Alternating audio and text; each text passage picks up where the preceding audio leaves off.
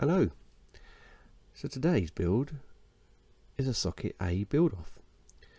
So again, with a group of people on Twitter and on YouTube, we just got to build a PC, and pretty much the only rules is the socket format of the processor, and this one is Socket A from AMD. So I was going to buy a new case and make a bit of like a reverse sleeper PC, but I thought, let's see if I can get something a bit more period correct. So I had a quick look on eBay and found this just a few miles away for like £6. So I thought, I've got to have it. It is ugly, but yeah, I think it suits it for around about 2000 or so. Year 2000 that is. You can see it has a floppy drive. It has what looks like an old Creative CD-ROM drive, like a really old one that used to have the Creative logo on the front that come with a Sound Plus 16. Anyway, that kind of dates it. And then there's a bit too modern DVD writer up here from Samsung. These two CD drives and the floppy drive came in the case, so I don't know if they work. I assume they do. And also in the case came the power supply, and it's a completely no-name ATX 550 watt thing. Yeah, so it's got a couple of USB ports on the front here, and let's start looking at what hardware I'm going to be putting inside this thing. So first of all, it's looking at the motherboard. So I've got a choice of two. The first one here is a Shuttle AK32A with a wonky Northbridge heatsink here. It's kind of stuck, it doesn't want to move. This is a VIA KT266A chipset motherboard, and its Southbridge is a 8233 from VIA as well. It's quite interesting, this one, where it has two different sets of DIMM slots. So there's a pair of 184 pin DDR slots which take PC 1600 or PC 2100 RAM, and there's a pair of 168 pin SDR DIMM slots for PC 100 or PC 133 RAM.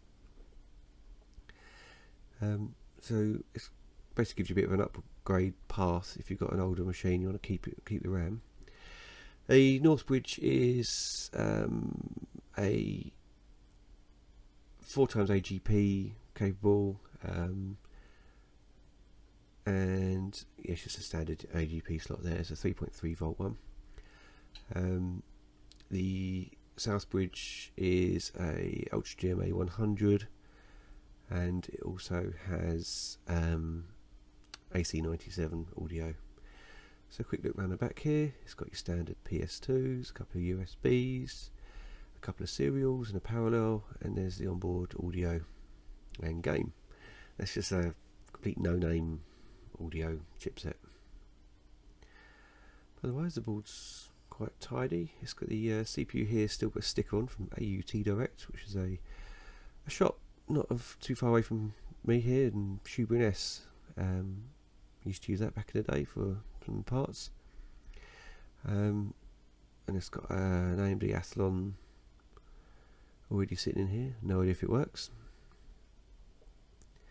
But I noticed, yeah, the chip's not in the best condition. Let's have a quick zoom in here, and yeah, let's have a look at the state of this CPU. Zoom, enhance. Does he want to focus? There you go. Look at the top edge of this. That's not a shadow, or that's not heatsink compound or anything. That's just a mangled chip there. It's all, the edges are broken off, and so it must have had a heatsink on it at some point that wasn't very well put on. It's just crumbled away the edges of this Athlon. It was 1100 megahertz or 1100 plus. It probably runs at about 900 or 1000 megahertz. I don't know if it works. All the other little service mount components are on it. So yeah, that's board number one. The second board I have is this Asus A7v333. Now this, I know, did work not that long ago. I remember trying this out, and it yes, that's probably why it's still got a CPU and heatsink on it and some RAM sticking in it. Well, this is a via Apollo KT333 North Bridge and an 8233A South Bridge. So this South Bridge is a bit more modern than the other one. It's supports UltraDMA 133 and what else has it got interesting? This is just DDR slots here. There's 3 of them. Take up to PC 2700 as well as 2100 and 1600. This has an AGP Pro slot. Not that I've ever seen an AGP Pro card with my own eyes. This is again AGP 4 times, and it goes 1.5 volt cards.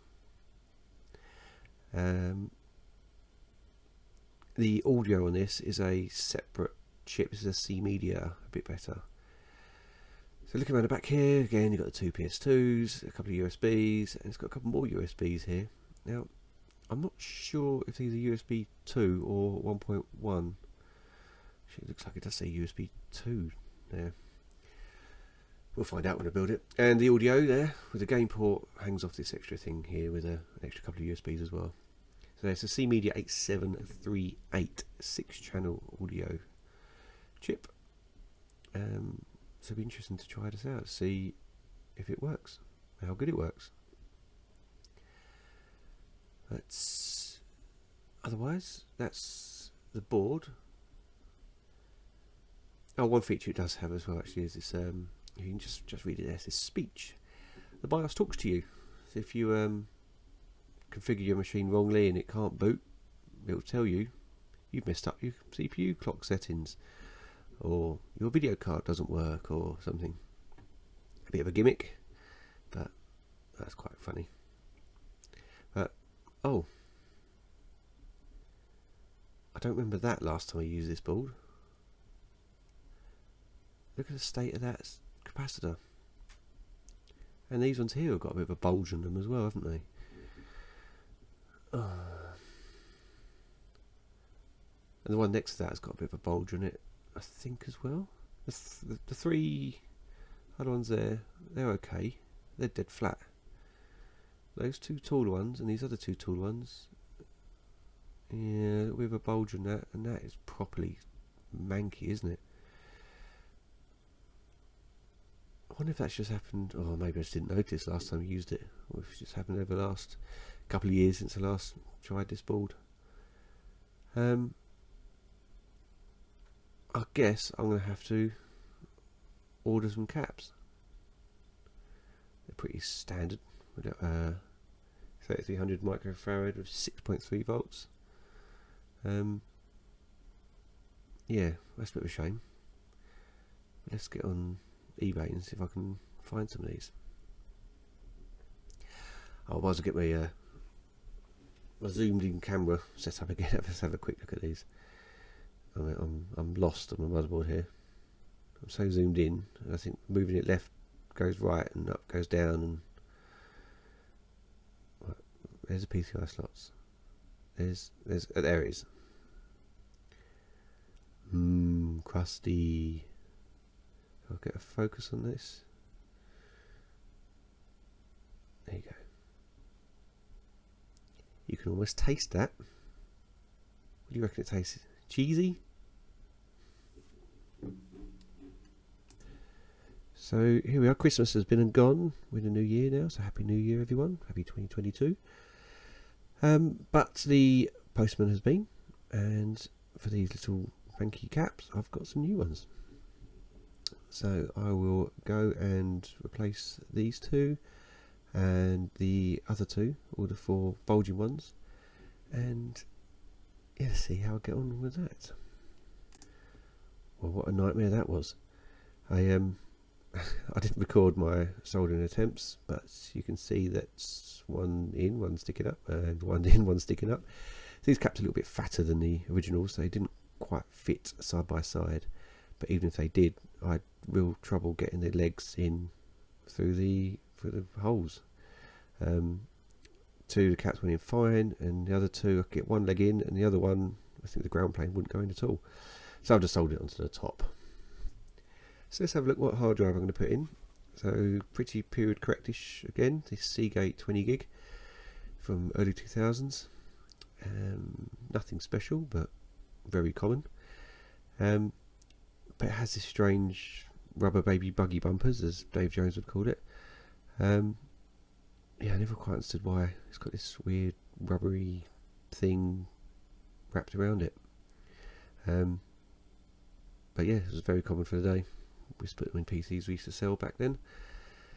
Nothing special performance wise, but I always found them pretty reliable.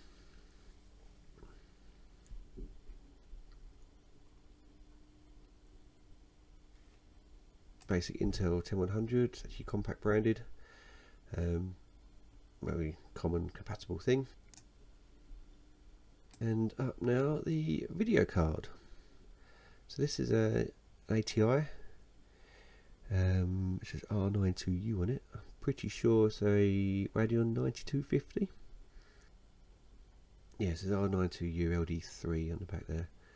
It's got these funky orange heat sinks on the RAM. I don't know if they're factory or not, but they look quite nice anyway. It matches the main heatsink.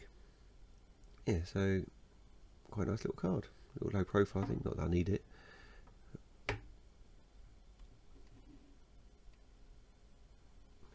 As in the board earlier, a pair of PC 3200 DIMMs from Samsung, 256 meg each.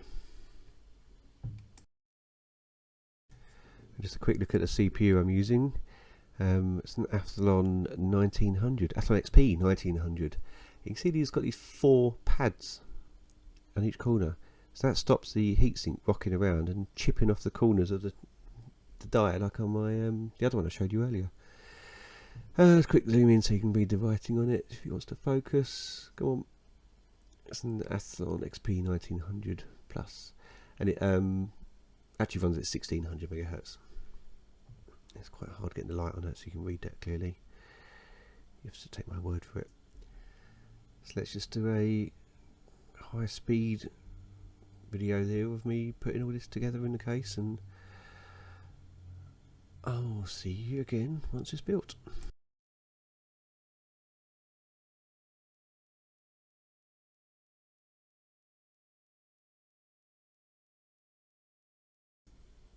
So power in.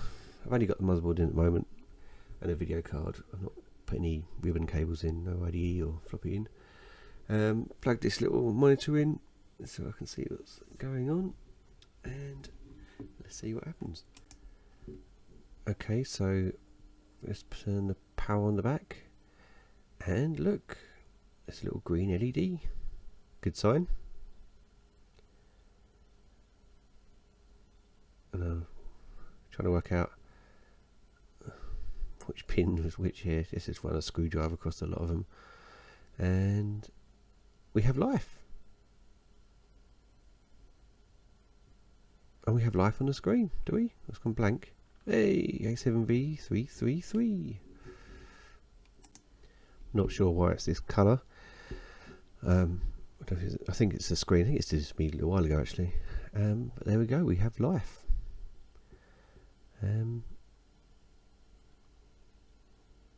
Yeah, no wiggling, no nothing. Yeah, I think it's the screen itself. But it doesn't matter. It says Athlon XP 1900. If I can just get the, there you go, 1900 plus with half a gig of RAM. There we go, job done. Let's bung the rest of the pieces in and connect them up and get it booting Windows.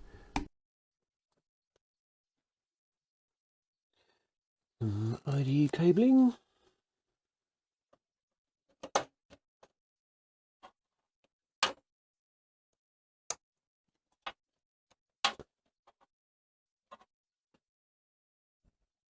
I'm just spending many hours trying to do nice and neat cable management with these big ribbon cables. probably on this motherboard as well at one point, as I've had this since new. It was an old PC of mine. Oh, that doesn't reach. One of my old PCs. Oh, extremely long. The Athlon CPU. Pretty sure it's the one I used to have. I've had a couple of different Athlons and Durons and things over time, but ribbon cables. This was my PC for a while. I recognise the 1900 written in handwriting on the handwritten on the CPU.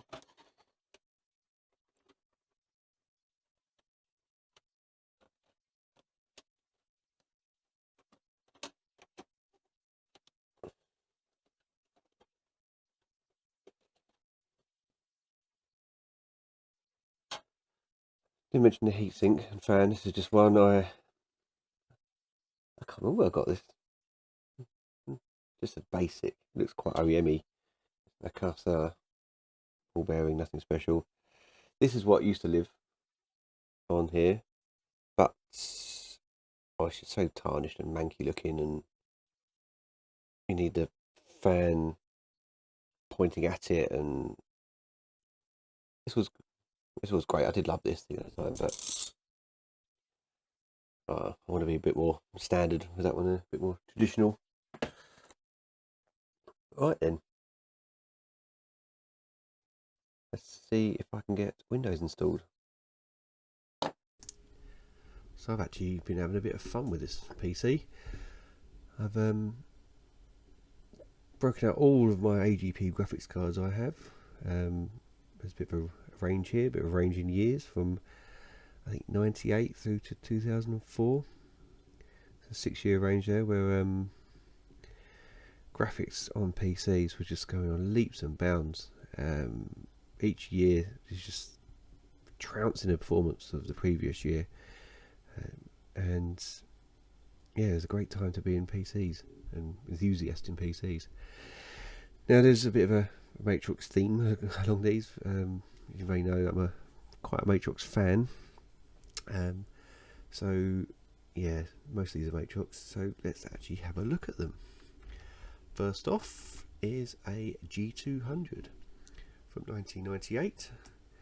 It's the first AGP card for Matrix. It's got 8 meg of RAM. It's called a dual bus 64-bit RAM, so they called it a 128-bit graphics card, but it's continued the Matrix theme of amazing video quality. So I had this thing called 32-bit vibrant colour, and yeah, the 2D quality was second to none. This is actually the Millennium version. Next up in time is the G400. It's from 1999. It's revision A board, so it's only AGP 2 times. Later on there's AGP 4 times as well. This is a G400 normal. This is 32 meg. This was dual bus 128 bit, so it was 256 bit memory. SG RAM, and it has the dual head. This is its main flagship unique selling point. It's one of the first cards that I know of that had 2 monitor output at once, and yeah, and that's standard these days now. Everyone has two screens plugged in. It's 2 VGAs at this point because DVI wasn't out yet. Next in date, but not performance, is the G550 from 2001. Now there was a G450 in between these, but I don't seem to be able to find one. Another AGP 4 times card, another dual head. This time it's got DVI as well as VGA.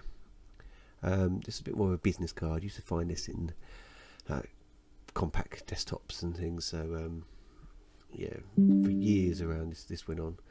And yeah, another 32 meg card, SD RAM. It's actually a DirectX 7 card. The G400 before was a DirectX 6 card, and it actually had transformer lighting of sorts. It wasn't really a gaming card. But it also had a feature called head casting, which I'm not going to bother talking about because it was a load of rubbish. Next is my favourite card, the Matrix Parhelia, a card that should have been so much better than it was.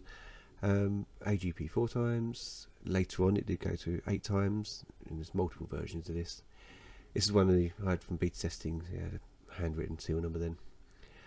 This has got a triple head, so you can actually have 3 screens. You could split one of these off and have 3 screens plugged into this, which was brilliant for like flight sims and car racing sims and things like that.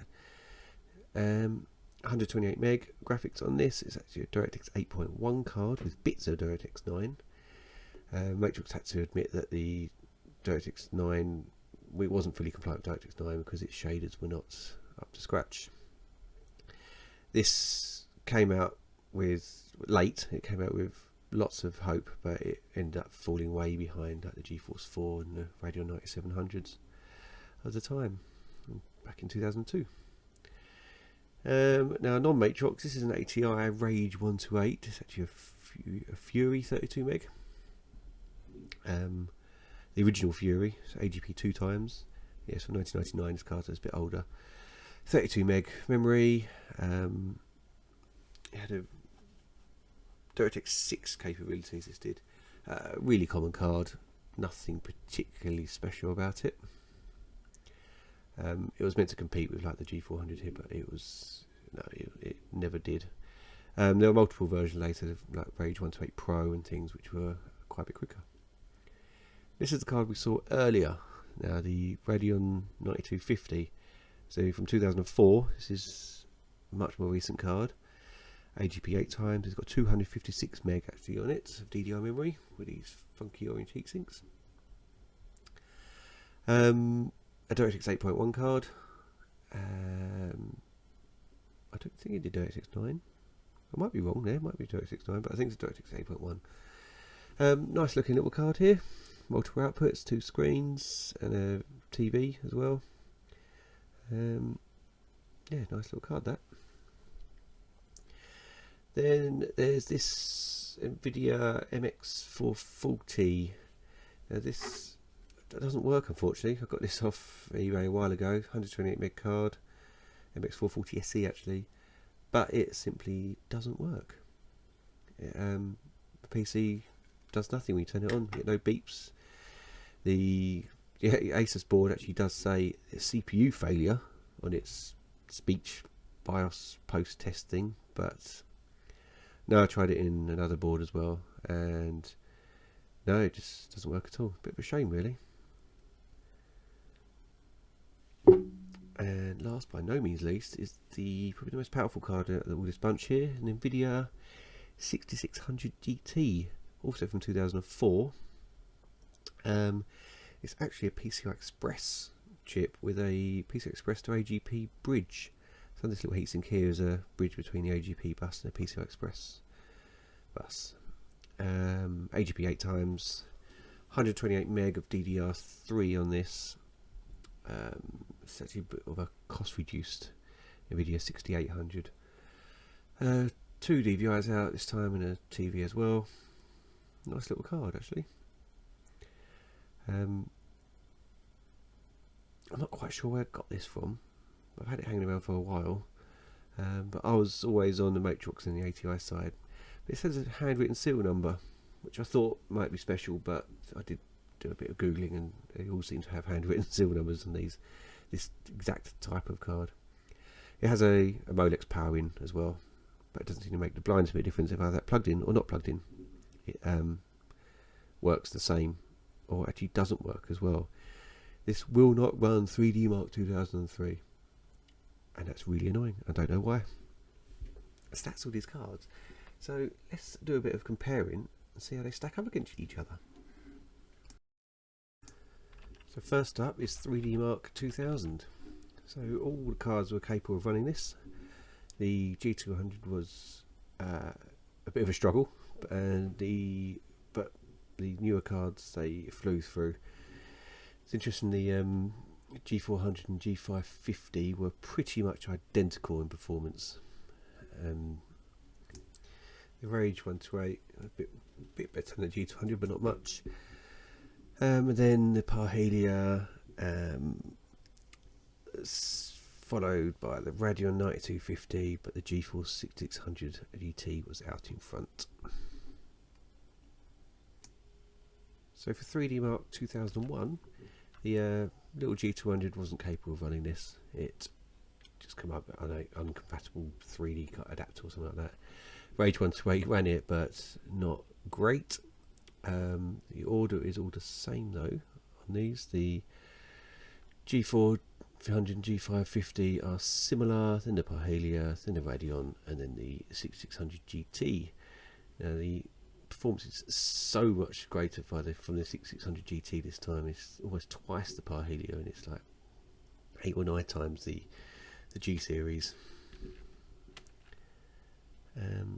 Let's move on to 3D Mark 03. Now 3D Mark 03 gave me a lot of grief. I couldn't get the G series cards running at all, and I'm sure I've had them running back in the day. Maybe it's a driver version or what, I don't know. The Rage 128 certainly wouldn't run, and the G200 no chance. The Parhelia ran, but it wasn't particularly pretty. Then the Radeon was a good 50% faster again, but the 6600 GT, it just reboots part way through. And I've tried dozens of times. I've tried different drivers. I've tried placing the heatsink compound. I've tried with the Modex power, without the Modex power. I've tried blowing a big fan at the side of the graphics card. I just cannot get it to work. It always just reboots part way through. Windows thinks it's a CPU error when you look at the event log. Googling around on 14-year-old threads on the internet, I can find other people with the same issue, funnily enough, but no fix. So I've only got 2 results here, but there you go. The order of the 2 hasn't changed anyway. So last one now is, let's do a Quake 3 time demo.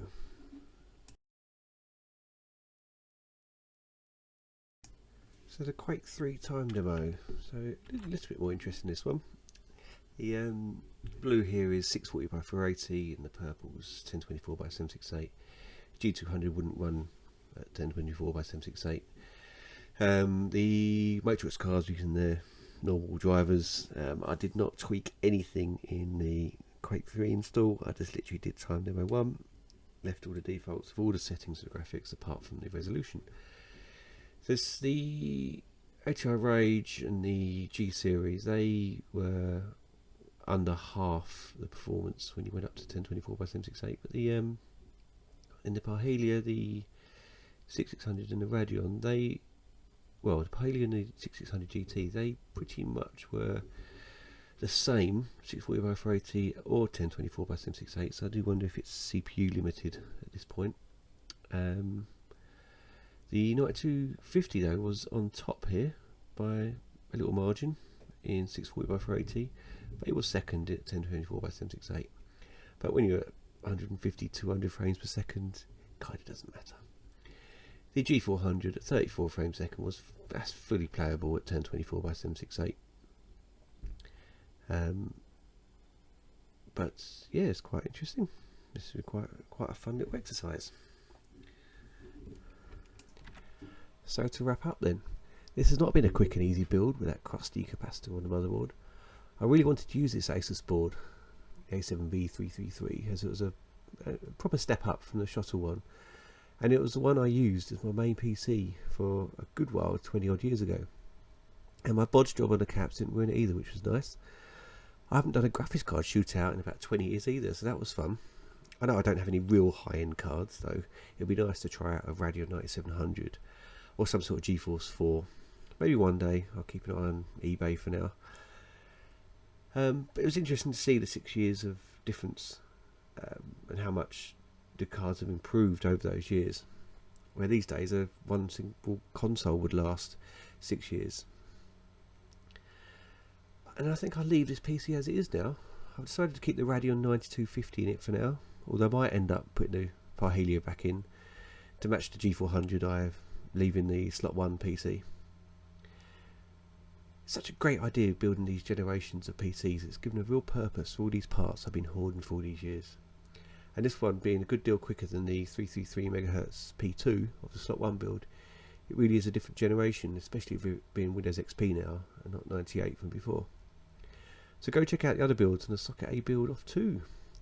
I'm off to play some more games on this now. See you on the next video, and as always, thank you for watching.